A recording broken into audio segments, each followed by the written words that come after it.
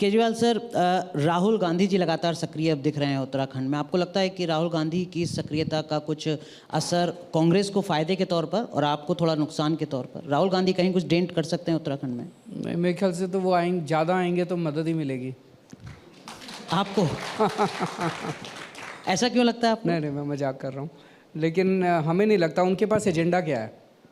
कांग्रेस के पास क्या एजेंडा है? बीजेपी के पास क्या एजेंडा है? कोई उनको क्यों वोट दे?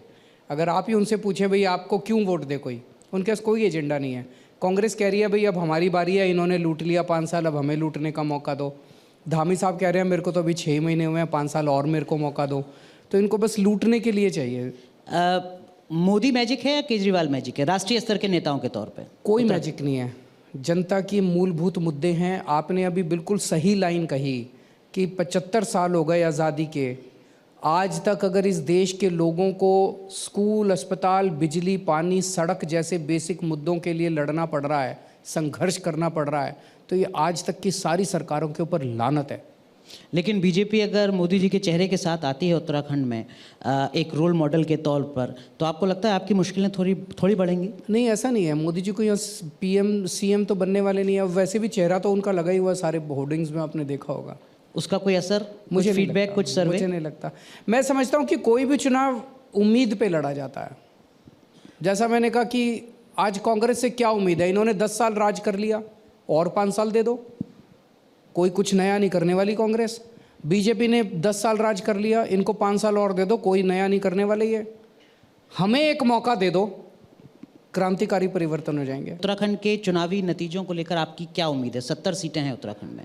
मुझे लगता है कि पूर्ण बहुमत की सरकार बननी चाहिए। हम चाहते हैं कि पूर्ण बहुमत की सरकार बने, और जनता के सामने मैं समझता हूं कि आज एक ईमानदार विकल्प है जो पहले नहीं था। 11 मार्च को हम फिर चर्चा करेंगे। 11 मार्च को फिर चर्चा करें। एक और सवाल लेते हैं, आखिरी सवाल। दर्शक जी प्लीज़ आप पूछिए। सर नमस्कार। सर नमस्कार। सर मेरा सवाल आपसे पलायन के ऊपर है। उत्तराखंड में पलायन बहुत बड़ी समस्या है और वो आपके लिए एक चुनौती होगी। आप उसको किस प्रकार रोकेंगे? हमें ये देखना है कि पलायन का कारण क्या है। अगर अच्छे स्कूल ऊपर हमको मिलते, अगर अच्छे अस्पताल ऊपर हमको मिलते, अगर रोज़गार के तरीके ऊपर हमको मिलते, तो हम प्रदूषण वाले इलाकों में क्यों जाते पहाड़ छोड़ करके। हमने इन 3-4 मुद्दों को सीरियसली अच्छे तरीके से एड्रेस करना है, और उसके बाद में पलायन अपने आप ही रिवर्स हो जाता है। लोग ऊपर जाना चाहते हैं। आजकल आप देखो, जब ये कोरोना का पीरियड था तो लोग चिंतित होकर के छोड़ करके सब पहाड़ों में जा रहे थे। आज वही कई लोग पहाड़ों में बैठे हुए हैं और वहाँ से ऑनलाइन काम कर रहे हैं। हमारे पास तो ये समझने वाली चीज़ है कि पहाड़ में हर कोई जाने वाला है, जाना चाहता है। 3-4 मूलभूत सुविधाएं जो देने की ज़रूरत है, और वही सुविधाएं जो मैं अभी बोल रहा था आपको। लेकिन कर्नल कोठियाल एक चीज़ बताइएगा, मैं कहीं पढ़ रहा था कि ऐसा कोई चुनावी मिथक है उत्तराखंड का कि गंगोत्री से जो जीतता है वो सत्ता में आता है। क्या अगर ये सच है बात, तो क्या गंगोत्री इसीलिए चुना है आपने? देखो, मिथक तो हम पहाड़ी लोग हैं, हमें ना मिथक तो माननी चाहिए। ठीक है। हमने गंगोत्री क्यों चुना है उसका कारण तो सिंपल है। हम जब पहली बार पोस्टिंग आए आर्मी से उत्तराखंड में, तो वो गंगोत्री में आए, गंगोत्री विधानसभा उत्तरकाशी में। केदारनाथ पुनर्निर्माण के लिए जब हम गए तो 800-900 लड़कों को जो लेकर के गए वो हम उत्तरकाशी से लेकर के गए। यूथ फाउंडेशन जहाँ से हमारे जहाँ से हमारे 10-12 हज़ार लड़के लड़कियाँ नौकरी में लग गए हैं, वो हमने उत्तरकाशी में शुरू करा। उस संस्था को चलाने के लिए किसी गांव ने अगर ज़मीन दान दी है, 70 नाली ज़मीन दान दी है, कम नहीं होती, वो उत्तरकाशी का गांव है। वहाँ पे आज उस उत्तरकाशी में यूथ फाउंडेशन से नौकरी कर रहे हैं जो फौज में, कोई 1500-1550 लड़के हैं। अगर ऐसी सब चीज़ें हैं तो वो तो मेरी कर्म भूमि है, इलेक्शन तो वहीं से लड़ना चाहिए। लेकिन मिथक के बारे में एक ज़रूर बोलूँगा, वहाँ पे उल्टा है। ये उल्टा उत्तराखंड में उल्टा है, जहाँ पे जो सरकार वहाँ बनती है, ये अपना गंगोत्री विधानसभा में जिस सरकार का विधायक होता है, क्योंकि वो निकम्मा होता है, इसलिए अगले की सरकार बनती है। कहानी ये है असली में। ओके अरविंद सर, एक चीज़ मैं आपसे समझना चाहूँगा। उत्तराखंड जब से वजूद में आया है तब से ये कहा जाता रहा कि यहाँ पे एक तीसरा विकल्प होना चाहिए, क्योंकि मोटे तौर पर लड़ाई कांग्रेस और बीजेपी के बीच में रही है। आपको क्या लगता है, कैसे आप भरोसा दिला पाएंगे लोगों को इस चुनाव में कि आम आदमी पार्टी उत्तराखंड में स्थायी तौर पर तीसरा विकल्प है, मजबूत विकल्प है? क्योंकि कई प्रयोग पहले भी हुए हैं यहाँ पर। नहीं, मैं बिल्कुल सहमत हूँ। और आज लोग, उत्तराखंड के बहुत सारे लोग दिल्ली रहते हैं, बहुत बड़ी संख्या में दिल्ली में नौकरी करते हैं, और उन्होंने दिल्ली के अंदर देखा है कि किस तरह से दिल्ली का विकास हुआ है मात्र 7 साल के अंदर। वो दिल्ली के लोग यहाँ पे वापस आते हैं, अपने घर में छुट्टियों में आते हैं, फ़ोन करते हैं अपने दोस्तों को, रिश्तेदारों को। तो दिल्ली ने एक आम आदमी पार्टी के प्रति एक प्यार, मोहब्बत, इज्जत और एक होप पैदा की है। मैं समझता हूँ कि वो बुझने वाली नहीं है।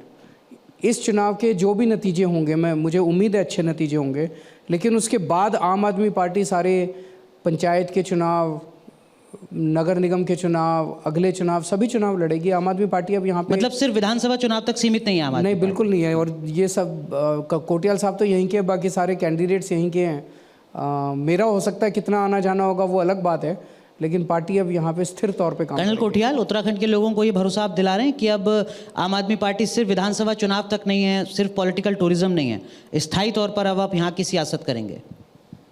हम तो जनता को ये बता ही रहे हैं, लेकिन लोग ज़्यादा हमको ये बोल रहे हैं कि आप लोग पहले क्यों नहीं आए। कि जब हमारे कहते हैं हम स्वाभिमानी लोग हैं, हम पहाड़ी हैं, हमको ना वोट देना मानते हैं कि हमारा अधिकार है।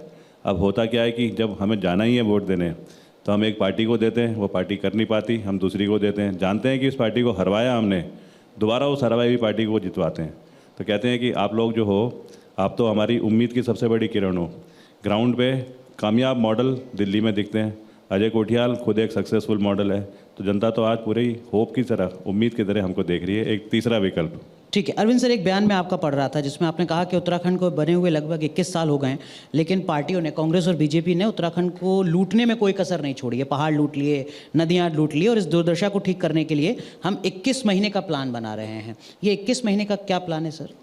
तो एक कहने का वो तरीका था कि 21 साल में इन्होंने लूटा है जी, और 21 महीने के अंदर ये बदलाव आपको दिखाई देने लगेगा। हमारी सरकार अगर बनती है तो 21 महीने के अंदर आपको पूरी दशा बदलती हुई नज़र, ऐसा नहीं कि सब कुछ 21 महीने में अचीव किया जा सकता है, लेकिन 21 महीने के अंदर आपको बदलाव दिखना चालू हो जाएगा कि मोहल्ला क्लिनिक बनने चालू हो जाएंगे, स्कूलों में बदलाव चालू हो जाएगा, रोज़गार मिलने चालू हो जाएंगे, बिजली के ऊपर बदलाव आपको कॉन्क्रीटली नज़र आने लगेंगे। एक और मैं आपका बयान पढ़ रहा था जिसमें आप कह रहे थे कि आपके पास चुनाव लड़ने के पैसे नहीं हैं। तो फिर सवाल ये है कि फिर कैसे मुकाबला करेंगे? जनता लड़ेगी। जैसे दिल्ली में भी हमारे पास पैसे नहीं थे। दिल्ली में पहला चुनाव जब हम लड़े थे 20 करोड़ रुपए में लड़े थे, 70 सीटें, 1 करोड़ से भी कम, एक मतलब 50 लाख से भी कम। हाँ, तो 20 करोड़ रुपए, ये लोग तो एक एक सीट पे 20-20 करोड़ रुपए खर्च कर देते हैं। हमने तो सारा का सारा चुनाव ही 20 करोड़ में लड़े थे। तो हम कम पैसे में चुनाव लड़ते हैं, जनता उसमें भागीदारी करती है, जनता घर घर जाती है, जनता को उम्मीद नज़र आती है। और चूंकि हम कम पैसे में चुनाव लड़ते हैं तो जीतने के बाद हमारा ऐसा नहीं कि फलाने का एहसान है, इसका एहसान है, उसका एहसान है, अब इसके एहसान उतारने हैं, वो हमारे ऊपर किसी तरह का कुछ नहीं। कर्नल कोठियाल, फंड की कोई समस्या तो नहीं है? आप बता सकते हैं, मतलब केजरीवाल सर सामने बैठे हुए हैं, दिलवा देंगे। कोई दिक्कत आपको महसूस हो रही हो फंड की? जगह जगह जा रहे हैं हम, लोग पिटाई लगा रहे हैं। पिटाई होती है शुभ अवसर के अम्मा लिए। ने अभी इनको 2100 रुपये दिए, वो बताइए आप। जब हम गांव में गए तो वहाँ पे एक महिला मिली, बुजुर्ग महिला। पहले तो गले से हमको चिपकाया, आशीर्वाद दिया, फिर एक पिटाई लगाई और एक लिफाफा दिया कि बेटे इसमें ना 2100 रुपये हैं। ये 2100 रुपये और पार्टियों के 2,10,000 रुपये से ज़्यादा है, तो इनको लेके चल, तेरे को ज़रूरत ही नहीं है किसी चीज़ की। वोटिंग में बहुत कम वक्त बचा है, कुछ इंटरनल सर्वे, असेसमेंट्स, कुछ रिपोर्ट आपके पास आ रही हो, किस तरीके का फीडबैक है पार्टी के कैंडिडेट्स जो आपने उतारे हैं उनको लेकर और चुनावी माहौल को लेकर? देखो, एक सर्वे तो सब पार्टियां अपना कराते रहती हैं और वो झूठा हाईलाइट करते रहती हैं। हमारे पास तो मैं आपको बोलूं, अगर जो डेटा होता है, जो हमने रजिस्ट्रेशन कराया है आज जी, अगर रजिस्ट्रेशन कराने में जो बिजली गारंटी है, रोजगार गारंटी है, महिला सशक्तिकरण की जो गारंटी है, तीर्थ यात्रियों की जो गारंटी है, इनका जो रजिस्ट्रेशन है, वैसे तो कोई हमारे पास है 26-27 लाख रजिस्ट्रेशन, लेकिन उनमें कुछ हैं जो कॉमन होते हैं, मतलब बिजली भी है उसके पास, महिला भी है, रोजगार भी है। 18-18.5 लाख के करीब हमारे पास प्योर वो है जो कि जो डुप्लीकेट भी नहीं है। ये ह्यूमन सर्वे बोलूंगा, ह्यूमन इंट बोलूंगा, ठीक है। टेक्निकल सर्वे नहीं है, ह्यूमन सर्वे है। ह्यूमन सर्वे बड़ा क्लियर बता रहा है। लेकिन हरीश रावत साहब कह रहे हैं कि जवान तो मैं भी हूं और युवा मेरे साथ भी जुड़ा हुआ है, मेरे साथ दौड़ लगाना। कर्नल कोठियाल, हरीश रावत जी ने तो अभी क्या करा, जो अरविंद केजरीवाल जी ने आके यहाँ पे ये अलग अलग गारंटी स्कीम्स बनाई, तो पहली बार उनकी भी समझ में आया कि मैनिफेस्टो कैसे बनाना चाहिए। सेम टू सेम उन्होंने वो कर दिया है, अपना मैनिफेस्टो बना ये के आप लिख बड़ा दिया। आरोप लगा रहे हैं कांग्रेस पार्टी पे? नहीं, एक गलती उनसे ये हो गई कि उन्होंने खाली ये नहीं लिखा कि एक सिग्नेचर होते हैं ना, सिग्नेचर में भी लिख देते हैं अरविंद केजरीवाल, तो मेरे को लगता है कि सब लोग यकीन मानते हैं कि ये जो बोल रहे हैं सही बोलेंगे।